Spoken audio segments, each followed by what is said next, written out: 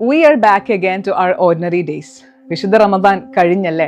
റമദാനിൽ നമുക്ക് ജീവിതത്തിൽ ലഭിച്ചിരുന്ന ഒരു പോസിറ്റീവ് എനർജി ഉണ്ട്. അത് ലഭിക്കാൻ ഇനിയും അടുത്ത റമദാൻ വരെ കാത്തിരിക്കണം എന്ന് തോന്നിയിട്ടില്ലേ? ശരിക്കും റമദാനിൽ നമ്മൾ പാലിച്ചിരുന്ന ആ ഒരു ഡിസിപ്ലിൻ ഇപ്പോൾ നമുക്ക് കാത്തു സൂക്ഷിക്കാൻ കഴിയുന്നില്ല എങ്കിൽ we are actually missing something very big.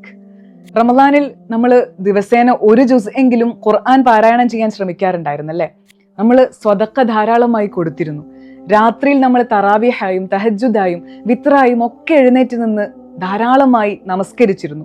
അള്ളാഹുവിനോട് കണ്ണീരോടുകൂടെ ദുആ ചെയ്തിരുന്നു. ശരിക്ക് ശവ്വാൽ മാസമാണല്ലോ, നമ്മൾ 6 നോമ്പ്, സുന്നത്ത് നോമ്പ് എന്നിങ്ങനെയൊക്കെ നോമ്പ് നോറ്റുകൊണ്ടേയിരിക്കുന്നുണ്ടാകും. റമദാനിൽ നോമ്പിൽ നമ്മൾ ചെയ്തിരുന്ന അതൊക്കെ ഇവിടെയും കൊണ്ടുവരാൻ ഒന്ന് ശ്രമിച്ചു നോക്കൂ. വിശുദ്ധ ഖുർആൻ ഒരു ജുസ് അല്ലെങ്കിലും ചുരുങ്ങിയത് ഒരു അര ജുസ് നോമ്പ് നോൽക്കുമ്പോൾ ഞാൻ പാരായണം ചെയ്യും എന്ന് നമുക്ക് തീരുമാനിച്ചുകൂടെ?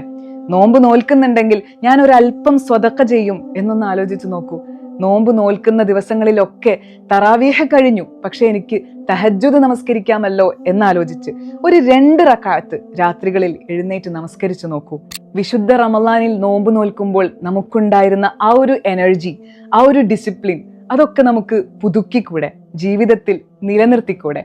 So try to bring back the Ramadan ingredients to our daily lives and stay positive, stay energetic.